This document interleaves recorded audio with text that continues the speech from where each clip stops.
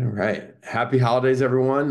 Just two quick announcements. Number one is that Wednesday, Dylan McGuire is doing his monthly marketing training. So that I put some information in the email yesterday, and I'll send some information out with Zoom login and everything like that. And then the only other announcement is that we do not have a call on December 26th. That'll be the day after Christmas. I figure it's going to be a light attendance anyways, when people are traveling. And then our final call will be of 2023 will be on December 28th at 9 o'clock. So just making sure I give everyone lots of reminders because I know we probably all be busy getting ready for the holidays. And with that, let me welcome on Elizabeth to get our meditation going. And then we're going to get to our special guest today. Wonderful. Good morning. Good morning. I was just crossing out on my calendar because I will be up on Tuesday, next Tuesday. Like, why can't I connect? I know that's why. Where is everyone? Yes, as many of us will be. Yeah. And good morning, everyone. I invite you all to take a nice, comfortable seat. If you're in a chair, your feet are flat on the ground. Take a moment, center yourself. Send that energy right up from your feet, up past your knees to your core. Let your shoulders drop away from your ears. Gently close your eyes and send your awareness far, far outside of the room you're sitting in. See what sounds you can hear way off in the distance. And then bring your awareness right into the room you're sitting in. All the sounds you can hear right around you, your immediate room. And then bringing that awareness right into yourself. All the sounds you can hear within your own body, your heartbeat, your breath. And your next breath, bring your awareness right into your breath. Send your awareness with your breath as it goes down into your lungs expanding, your rib cage expanding. And as you exhale, can you get that sense how everything contracts? Another breath just like that. Breathe in, feel that expansion through your whole torso. And as you exhale, how everything contracts. And your next breath in, see if you can imagine what a smile looks like, that awareness of a smile on your face. Imagine when you smile, are your eyes engaged when you smile?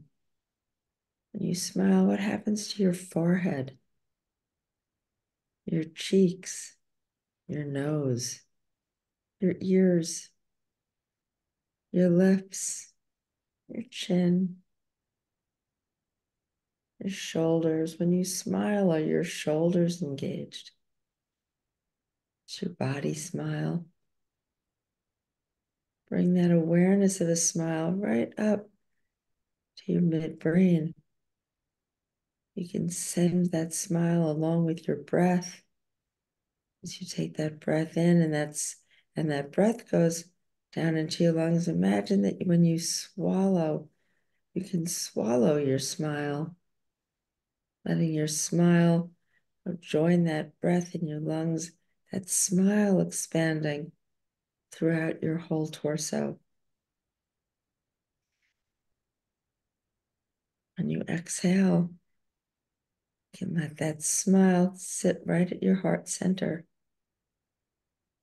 Send your next breath in as everything expands. Let that smile expand through your whole body, every cell of your body emanating with your smile. It's your joy, your love. You feel all the organs smiling, your legs, your arms. You exhale, that smile can come right back up to your heart center. take a moment. You can let your word of the month mingle with your smile. So that next breath in, as you breathe in, that smile expands to all parts of your body along with your word, your intention, surrounded with your smile, your joy. Perhaps the corners of your mouth can turn up. As you take an exhale, let your chin come to your chest. Let your eyes flutter open, taking in your room, and have a super wonderful day. Elizabeth, thank you so much for that. If everyone doesn't mind, let's add our word of the month into the chat. We'll get our positivity going and let's welcome on Jessica. Good morning. Good morning. Oh my gosh, what a lovely way to start my day. It's not a bad way to start your day, the 143 people meditating, right? Yeah, wow, that energy is amazing. Thank you. Yeah, thank you so much for coming on. Well, Jessica, if you don't mind, why don't you give everyone just a quick introduction, a little bit about who you are and a little bit about what you do, which is a lot. Yeah, sure, of course. Well, I just want to say thank you so much for having me, and thank you to Stephanie for connecting me with your amazing group. Honestly, any group that wakes up and meditates and hangs out and talks all things, life and betterment and learning at 6 a.m. is a group that I'm really interested in. So I really appreciate being here. Um, So my name is Jess Corello. I am a content creator as well as a disability advocate. I live in Short Hills, New Jersey. And I guess I'll just give a little bit of my background. That'd be great. I have been working ever since college in a different capacity. I've had a lot of different careers in my life. However, where they all sort of came together and the synergies aligned was when my second daughter was born. So I have two girls. I have a 6-year-old daughter, Charlie, who's in first grade, and I have a 3.5-year-old daughter named Adeline. And in 2020, I gave birth to her and received a birth diagnosis of Down syndrome. That experience propelled me into a life of not only disability parenthood and caregiving, but extreme disability advocacy. So, as I was sort of wrapping my head around this birth diagnosis, I was, dipping my toes in the water of connection and community. I felt very alone. I was really overwhelmed by my new experience, especially because I was a mom now to two instead of one, and I had no idea my daughter was going to have Down syndrome. So it was this just very 360, like life altering experience. Yeah. However, I loved my baby and I was so happy to have her in my arms. However, there was this like and concept of I love you, I want to care for you, I will always care for you, and I'm terrified. Mm. Growing up, I didn't have any real experience with children with disabilities, people with disabilities. It wasn't a part of our family. And so there was a lot of fear that I carried. However, as I woke up every morning and through the night with my daughter, I continued to just fall deeper and deeper in love with her and see more and more of her capabilities versus her Down syndrome. When she was first born, I kept inspecting her, trying Yeah. to not find the Down syndrome. Yeah. And after 5 days, we received her karyotype test, and I was like, okay, this is what we're doing, and we're gonna get through it. Not to say that's a linear journey, right? Trauma and diagnosis is not linear; it's cyclical, and it's always something I'm working on. However, the acceptance came very quickly, and the love was always there. So once I got to this place where I felt comfortable enough to do some outreach, I reached out locally in Hoboken at the time I was living there, and there's an amazing nonprofit called Rock the 21, and they support the Down syndrome community in New Jersey, New York City. They're an amazing organization. And so I just emailed them and I said, hey, I have this baby and she has Down syndrome. I didn't know. And it was like, boom, oh my gosh, all the support came and it came flooding through. And they recommended I join a number of birth groups on Facebook. So I joined the DSDN Facebook group. And what they do that's brilliant is they pair parents and caregivers on Facebook groups with individuals who are going through the exact same experience at the exact same time. So I Mm. ended up on this chat, group with 40 other women who had just had babies with Down syndrome. Some had known that they were going to have a child with Down syndrome. Some, didn't. But when you're in a chat group with 40 women, you kind of get to know who your people are. Yeah. And there was a woman on there, and her name is Taryn, and she just was, I don't know, she was like cool and fun, and she lived in New Jersey, and her daughter's 4 months older than mine, but we had both been going through very similar experiences. She did not have a birth diagnosis, but there were so many synergies. And so we kind of got off of the chat and started, creating this little text friendship group. Now, keep in mind, this is 2020, COVID. Like, Yeah. literally, we were pen pals or text pals or FaceTime pals, whatever you want to say. And our friendship grew, and we became what I like to call our first community member. So after about 4 or 5 months, we finally met in person. But by that point, I mean, this woman knew everything that I Yeah. was going through. She held space for me when it was hard. She held space for me when it was joyful. She celebrated the big, the small, and in between, as we like to say. And we really felt called to advocate in a bigger way because both of us were sort of the stereotypical group that judged people with disabilities before. I was so scared of disability because I just didn't know it. Sure. And I wanted to change that because if I am someone who's very, successful, smart, like in whatever, and I think this way, Yeah. I can't think that this is the way that the general population thinks. I've got to change this. So at the time, I was a stay-at-home mom, and we decided to launch our blog. And it started as just a blog, and it was a community-based platform dedicated to supporting the caregiving and disability community at large. So we started sourcing through Instagram and Facebook and personal connection stories of resiliency and hope in the disability community. And it wasn't just Down syndrome. We really wanted to be impactful, and we wanted to provide a place where all individuals with disabilities could come together, all caregivers could come together and celebrate the big, the small, and in between. Because we knew if this could happen on a one-to-one level, this could happen in a bigger way. Or at least we thought. So we were like, let's just start it as a blog. We have extra time. It's COVID. Let's go. And what was so crazy is it just exploded because there are all these silos of disability representation in our space. There's the amazing Down syndrome community, which is loud and proud. There is the autism community. There is the rare community. There is the heart community. There are so many little silos of community. However, the sort of continuation and theme throughout of caregiving in that capacity is you're going to your therapy appointments with your kid, you're doing the research, you're calling your doctor, you're building your care team, we're all doing the same things, even if the trajectory and the diagnosis is different. And so there was such connection, even with difference. And it was this beautiful replication of that consistently. And so our community just kept growing and growing and growing.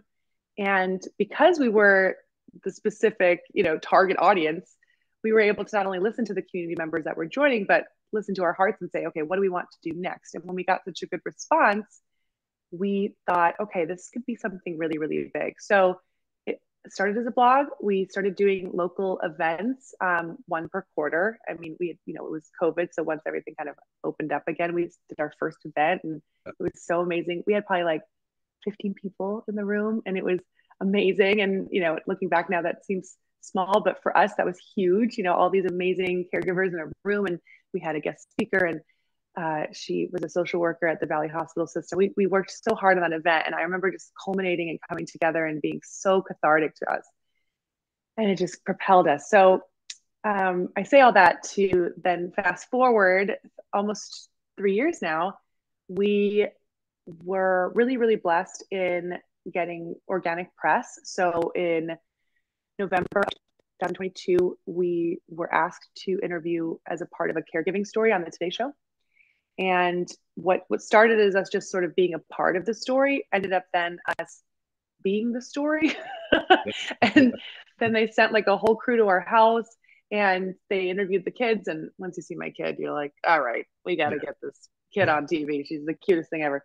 And next thing we know, we're being interviewed by Hoda on national television for like a 7-minute spot. And it was absolutely insane and just completely pushed our business to this next level. So in April of this past year, which is almost done, holy crap, I need to do my more Christmas shopping.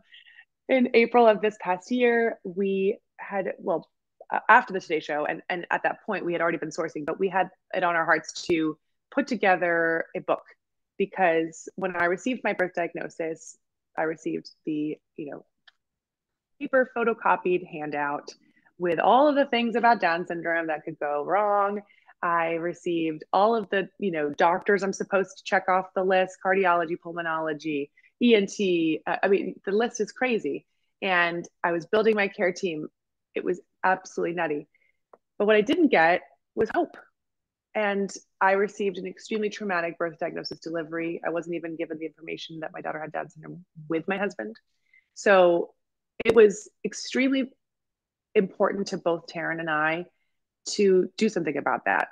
And we felt that the best way to do that without attacking the medical community was to put together stories. So we sourced from our community 28 letters from caregivers on their current journey, writing a letter to a new caregiver on hers or his.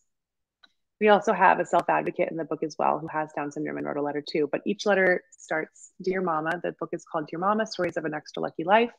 And it's a compilation of 28 letters with 13 different disabilities represented. And my personal letter starts out Dear Mama and goes into my birth story and my trauma and my experience. And it was not only cathartic and beautiful to write this letter, but it was also, as I've heard, really helpful for a lot of new moms and caregivers on their journey. So that was pretty crazy because we had been sourcing for the book and we knew we wanted to self-publish. And then we got all of this like inundation after the Today Show. So we really got to curate our stories and, provide beautiful representation for the community. So I don't know if I mentioned this, 13 different disabilities are in the book. Yeah. And that was also very, very important to us. And the book has been one of our, pillars of our business. And so I'll focus on that for just a minute and I'll move on to some of the new things that we're working on. But once the book came out, we started getting a lot of sales for the community, which has been, the actual caregiving community. But what was really, really important and impactful for us was to get this book into the hands of people that are doctors, are professionals, are outside the disability community. Because I think and I was this person, and I'm always open about the fact that I am not judgmental. I was the person I'm trying to reach just 4 years ago. So for us, getting the book in the hands of the right provider, the right, advocate, potential advocate, and friend was so important, but it was really difficult because they didn't know they needed it. Why would you buy a book about disability if you don't have your foot in the pond, right? So we launched our wholesale program this year as well, and that's been amazing. We've spoken at Barnabas Hospital Valley, Hackensack, and we have an amazing network of wholesale providers. We also have an educational platform. So we're in talks to have our book be a part of, maternal health focuses in universities, and have it be a part of the thesaurus and what's the word I'm sorry, it's 6 a.m. guys. I'm doing my best here.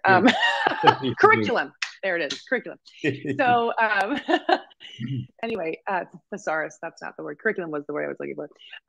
But so the book has been an amazing thing. And that led us also into kind of getting to the point in our business. And I'll speak more about business because you all are brilliant and business minded, but I think this is really valuable. But we got to this place where we had our book, we had our blog, we also had some merchandise that we sourced and designed internally. We bootstrapped this business, guys. Like everything we wanted to do, we learned it. I would go on YouTube, I would go on TikTok and yeah.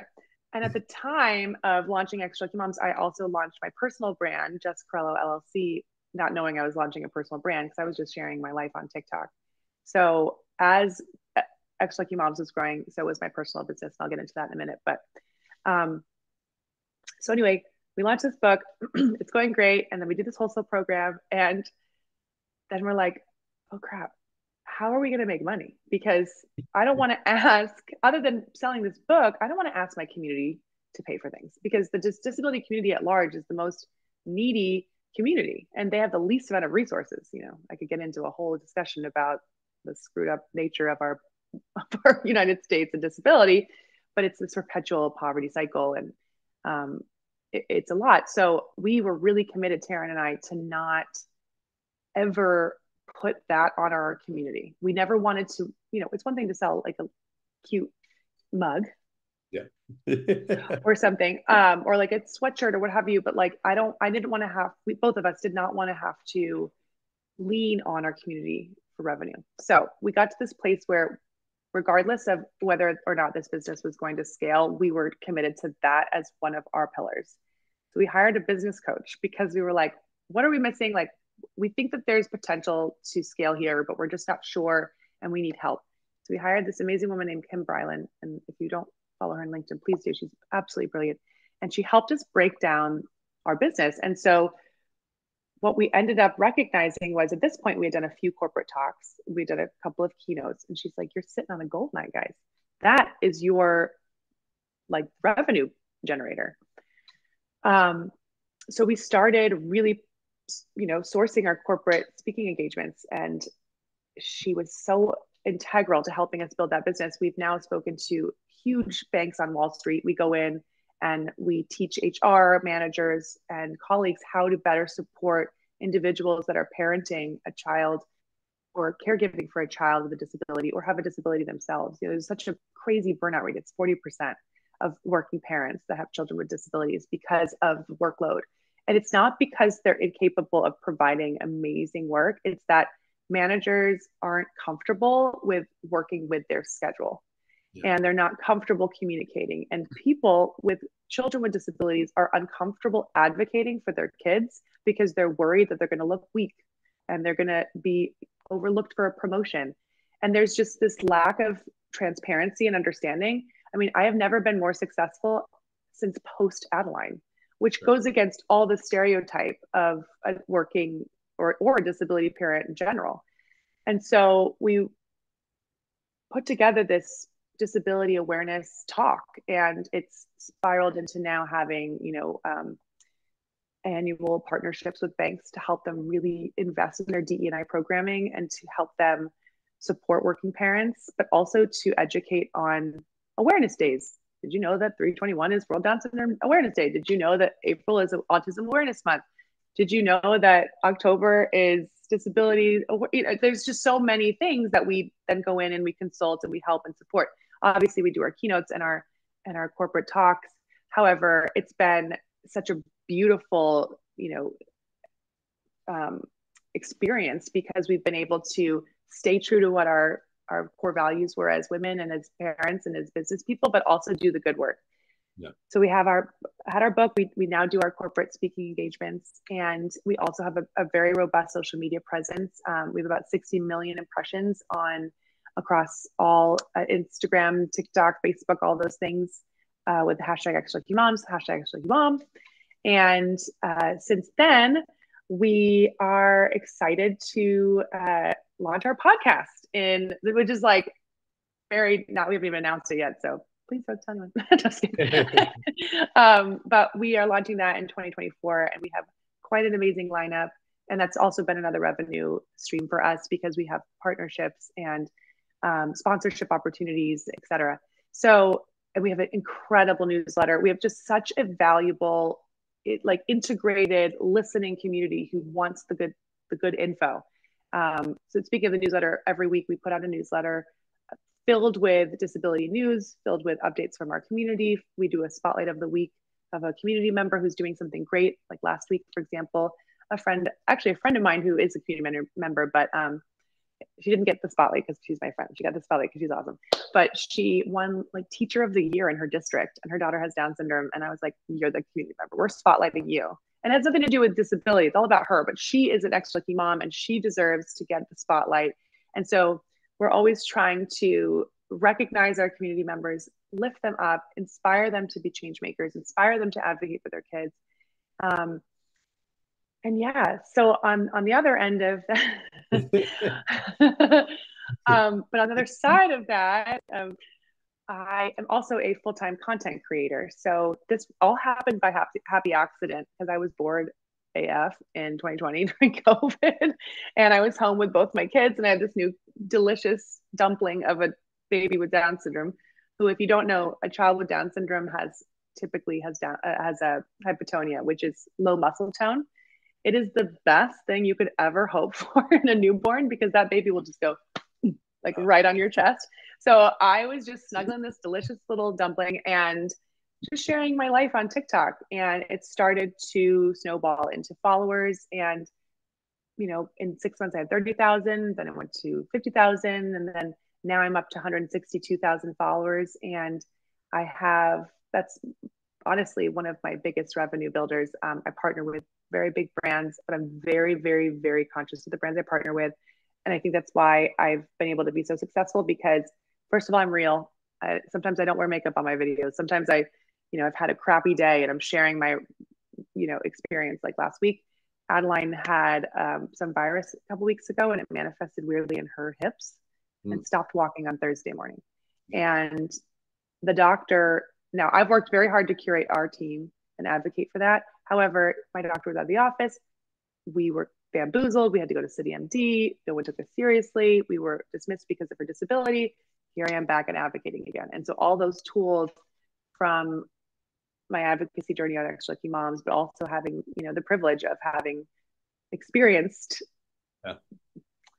stereotypical judgment in this space allowed me to advocate. So I shared about that on our pages. I shared about that on TikTok. And so I think why people resonate is because I'm real and I don't sugarcoat, and I like to talk about the and concept a lot, which is I love my baby, I love my life, I'm extra lucky, and this is hard.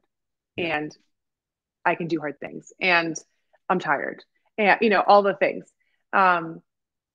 So yeah, that's sort of me. Amazing. In a nutshell. And then I just, one more thing, I was just announced the 2024 Huggies brand ambassador for the year. So that has been a really exciting initiative. I'm a huge Huggies diaper brand. I partnered with them this summer, and don't tell them, but I was a Pampers user before. And but they sent you diapers to like promote, and I was like, okay, let me try them. I'm like, I as I said, I'm very authentic. I'm like, yeah, it's a good payout, but like I have to be real. And Huggies is amazing because for kids with disabilities or with, not potty training on time, like my daughter's 3.5, she's not potty trained. However, we're almost there. We're working on it. However, Huggies adhesive is just superior, and they're also not fragranced. And so I started using the diapers. I'm like, I love this. Fast forward 6 months. Now I'm the brand ambassador. We also have a number of projects we're working on with them with Extra Lucky Moms. So it's been the craziest 3 years of my entire life, and also the most rewarding and beautiful. And I'm so extra lucky to be on this journey with my children and find my purpose. I was a model, I was an actor, and I worked in corporate America. I was a bartender, I babysat, I did sales for a nonprofit fundraising corporation. So like I've all these random skill sets that I've sort of built over my career. I now feel like I'm using all of these little things from each of those experiences. And at the time, like, why am I doing this? Why am I bartending? But you know what? Like, I can make a mean martini. So that worked out. That helps in the corporate world. Just give us a little background on because you mentioned early on in your story, you mentioned something about before Adeline was born, you had all these biases. And then afterwards, like if you could give maybe people on the call, like what are some of the biases that if you wish you could wave a magic wand and get rid of, what are maybe one, two, or I'm sure there's lots, right? But what are one or two of the top ones that you wish you could just like snap your fingers and they're gone, right? Well, thank you for asking that question. I think I like to say this and I don't know if you have a connection to the disability community. Do you have a disability community personally connection? I was a former history well, no, but teacher. That honestly is even more exciting because for someone to be self-aware enough to want to know that answer is really and meaningful. Jess, why don't we do this too? If you do have a connection to the disability community, put the word me in the chat, either directly, indirectly, etc. And I guarantee you, we're going to see that chat light up that you're hitting a lot. Yes. But I would love that. And I'll leave my email on all of our platforms and everything, because if you need support, if you need a connection, we have a lot of parents and caregivers that just email us like, do you know anyone with this disability in this area? And then we connect them. We also have a number of different nonprofit partnerships. So there's this amazing organization called A Buddy Just Like Me, and they essentially connect, like they make the Taryn and Jess community member connection, but a national level. So, okay. Anyway, my ADHD. I'll go back to your question. Don't worry, you're on a call with everyone on this call is ADHD, so you're good. Oh, good. I'm glad. Yeah, you're I'm good. in my happy place. Yeah. My husband's like, what is going on with your ping pong brain? And now you guys understand. But if funneled correctly, we can really do great things. Yes. So, okay, back to your question. That's a loaded question, but I think I'm going to speak on in regard to sort of how I was before and what I wished I knew. Um, as I said, I didn't have a connection to the disability community. My experience was literally my middle school friend had a brother with Down syndrome, and he scared me. I didn't know how to talk to him. He didn't speak the way that I spoke, and he was so kind and loving, but it was just not something I was comfortable with, and so I was uncomfortable, Yeah. and that's okay. That's okay. That's normal. It's fine. We're all human. So that was my only experience. I think if I can dumb it down, I really think having an open mind and understanding that disability does not mean that you're incapable and that you are not someone who is quite impactful for this world. Understanding that all people have something to offer, understanding that disability isn't scary, it's just different. And we don't know what we don't know. And I think what our brains do, especially with ADHD, is we fill in the plot holes that we don't understand or we don't know. And for me, when I didn't understand that person with Down syndrome specifically, I filled in all these plot holes. Well, I don't understand it, so he's scary, you know? And then the moment you let somebody in with a disability, or you let yourself learn about the capabilities of someone with a disability, your brain starts to open up and you recognize all the capabilities within that space. I wish people cared more about disability. I think, the data speaks for itself. 15% of the entire world's population has a disability. And that's a lot of people. Yeah. And it's also the only marginalized group in the entire universe that any of us can be a part of. I cannot be Black. I cannot be gay. I cannot be trans. However, knock on wood, I could get into a car accident today. I could become cognitively disabled and become a part of this group. So this ableism that we experience in our society is just, it doesn't make sense because no one is above it. And so I'm so passionate about advocating and educating about all disabilities, all differences, and I don't think people understand that. When it comes to corporate talks, only 4% of DE&I represents disability. Imagine how much even less that is when it comes to cognitive disability. So we are trying to enter a space that a lot of people don't care about, and that's fine. We're here to change your mind. We're here to have you bring us in, and we're gonna explain to you, not in a judgmental way. We're gonna educate you on what disability looks like, capabilities within the community, and the impact it can have. I am a more dynamic human because of my daughter. I like to say I live on like a new playing field, and I have a new set of glasses on. I have like just before Addie and just after Addie, and the after is always so much better because I'm just more aware of my blessings, my like abilities. My daughter didn't walk till she was 2. She was in therapies 9 times a month for 3 years until she aged out. Now she's in preschool. She's thriving. So happy for her. And she's just so proud. But I had to watch this kid learn to walk in a way that I did not have to do with my older daughter. And so, yeah, it may have taken her 2 years to walk, but it was worth every single moment of watching her do that. Sorry. Um, having a child that makes you realize that you are privileged to be able to think the way that you do and love the way that you love and feel the way that you feel.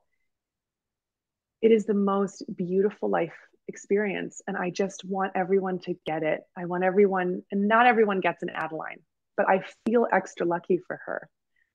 And I know my business partner, Taryn, feels extra lucky for her daughter, Rhea. And my daughter, Charlie, who's 6, which I'll mention, I really kind of mourned that sisterhood. My best friend is my sister. And so when we got the birth diagnosis, I was devastated. I was like, oh no, I'm not giving my daughter the sister I have, but I'm giving her something different.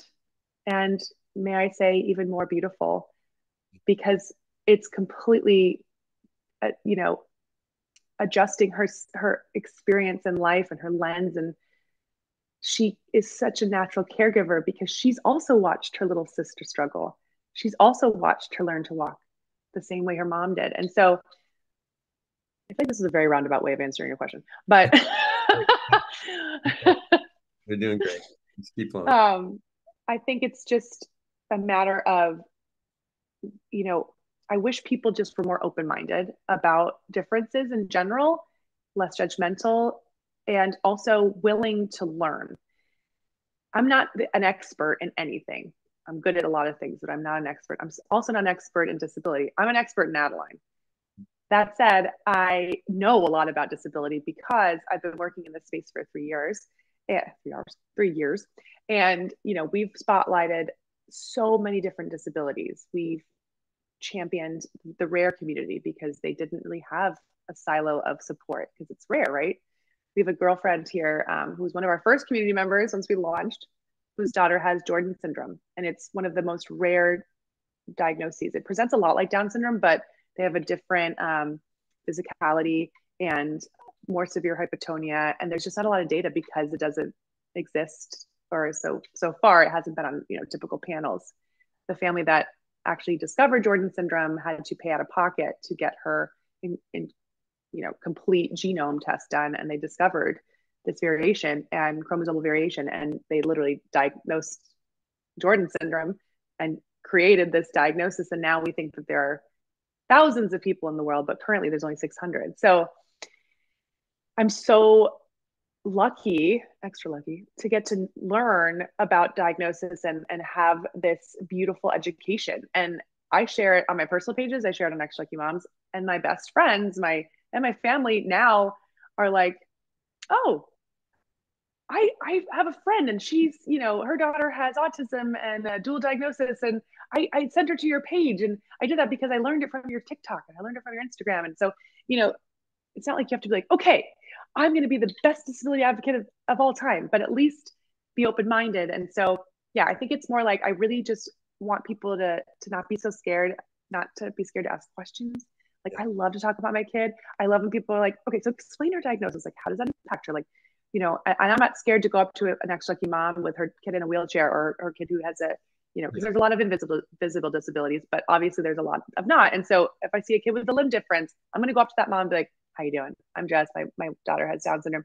And there's this like little weird connection and community.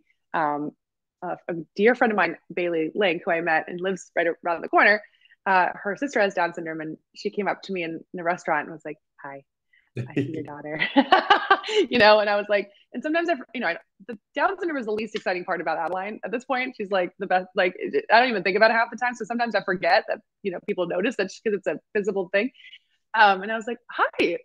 She's like, my sister has Down syndrome. And I was like, great. Oh, it's that. So, yeah, awesome. I think being open-minded and just holding space for like questions to be asked. Yeah, no, I wish people wanted to know how to like ask these questions like you just did, or say, okay, I don't know if I'm supposed to say Down syndrome person or person with Down syndrome, like, or like what, and then that's a really lovely question because it's different for a lot of different disabilities. Like for Down syndrome, they prefer people first language. So I'm a person with Down syndrome because Down syndrome doesn't affect everything about you. It is just a piece of you. But the autism community and the autistic community, they feel that autism defines who they are. And so they prefer, diagnosis first language. So all of this information is so valuable and just makes us smarter and more dynamic and more inclusive. So I think too, just goes back into being seen, right? Like you want to be seen in a certain way, and like you want to be seen how you see yourself, right?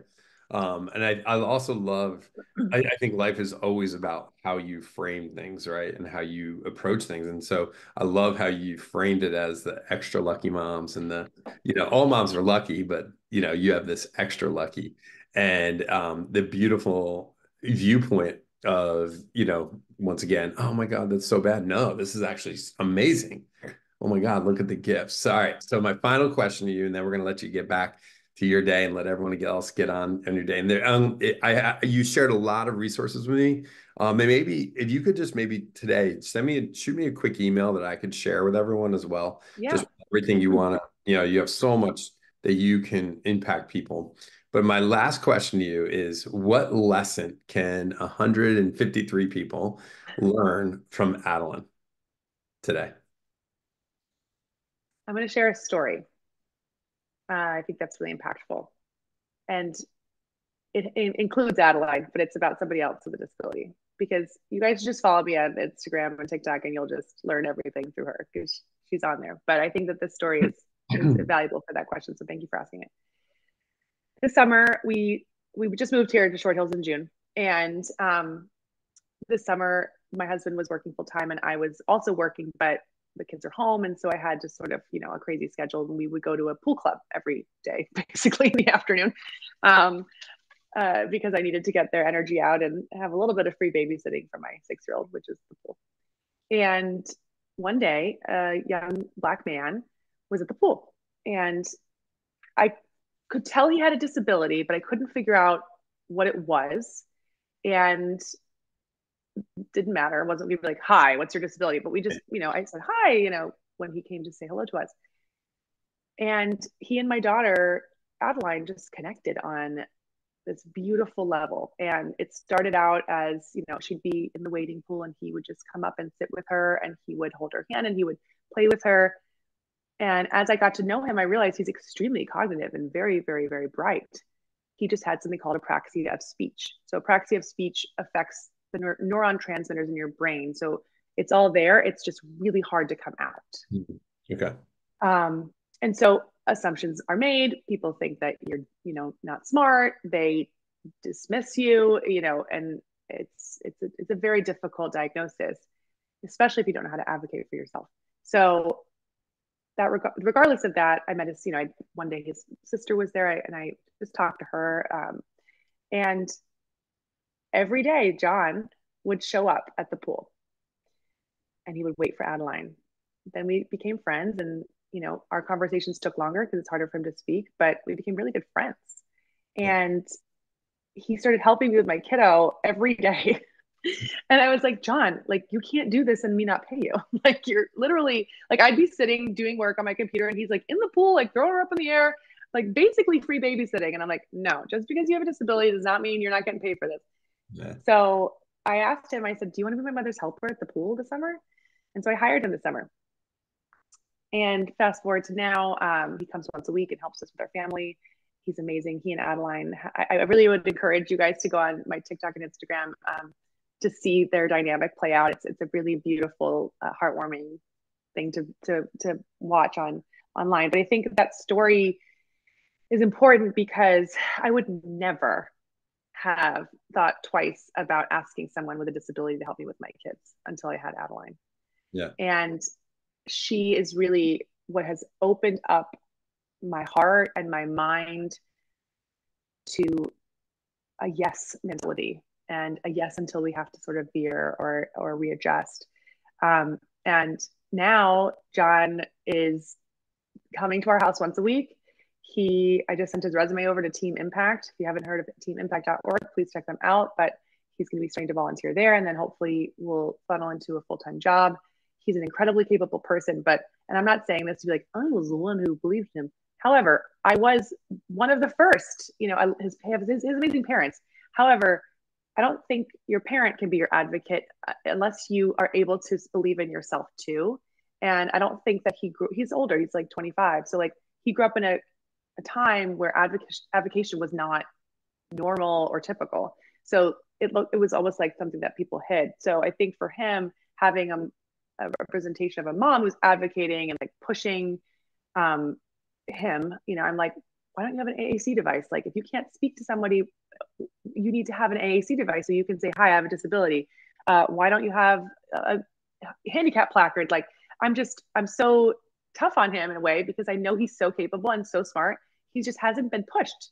And so giving him that opportunity Would not have happened though, unless I had had my daughter. And so that's something that I've learned through my daughter.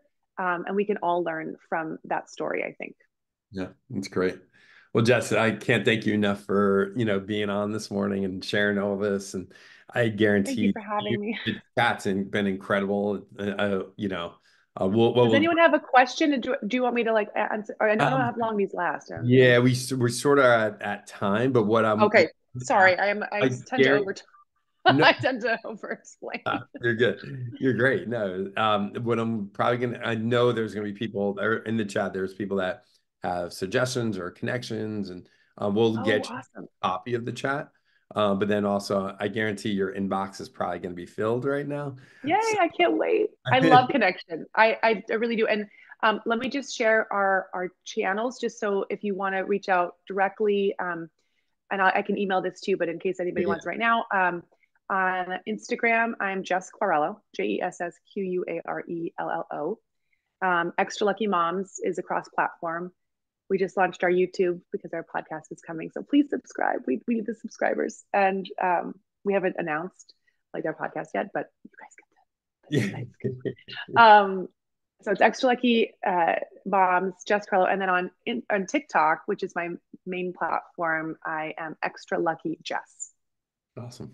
And then I can send my emails out and everything. But if you want to just DM me, I Yeah, can send it to you. But I mean, it's Jess at jesscarello.com and hello at extraluckymoms.com. incredible. I guarantee you're going to get some messages from this morning, and thank you so much. It was absolutely Oh my beautiful. God, absolutely. Thank you for having me. And then one more thing I wanted to mention, with our book, we, as I mentioned, like I think I mentioned the Extra Lucky Change campaign. Did I mention that with the book? Okay, so it's a wholesale program. Our initiative with the book was never for revenue. It was obviously to make change and like give mom some hope when she gets a birth diagnosis or a diagnosis at all. So once we got it into the hands of the people that needed to read it, the caregivers, we decided to launch a wholesale program so that hospitals, nonprofits, birthing centers, corporations, if people want to buy into this book and have it on hand as they get a colleague who gets a birth diagnosis, et cetera, they can do so. So if you're interested in sponsoring books, you can sponsor one book, you can sponsor 10 books, it doesn't matter. That's also on our website, and we just sell it at wholesale because we want to get the book into the right hands. So I wanted to just mention that, but I can send all that information. I have so many questions too, Jess. I wish we had more time, but I know, I'm like, do you want to stay on? no. But anyways, thank you again, though. It's been a beautiful morning, and I just truly love and cherish the way that you share your gift with everyone. So we were extra lucky to have you on this morning and to hear you. And like I said, I guarantee you've created some ripples, and I'm excited to see where some of these ripples may go with the I'm connections. excited too. Thank you Thank you again. so very much. And thank You you to Stephanie for Yeah, the recommendation. Stephanie I'm seeing her tonight at her party. amazing. I'm gonna be tired, girl. I've been up since 5 a.m. So it's all worth it. Incredible. Well, thank you, Stephanie, and thank you for everyone that makes connections to bring guests on. It's huge. We've been doing this since COVID as well, April 2020, and Oh, that's so cool. twice a week. You can Can I imagine. come back on, like, just to Yeah. like We'll bring you on the West Coast. experience it? We'll bring you on the West Yeah. Coast, Okay. but that way you get a new That sounds more about my time. 9 o'clock. Timeline. 9 o'clock. Yes, let's do it. All right. Well, thank you again, and I Thank you appreciate so much. everyone. And I'll hopefully we'll see everyone on Thursday. If I don't, happy holidays, and I will talk to everyone soon. Bye, guys. Have a great day. Bye, guys.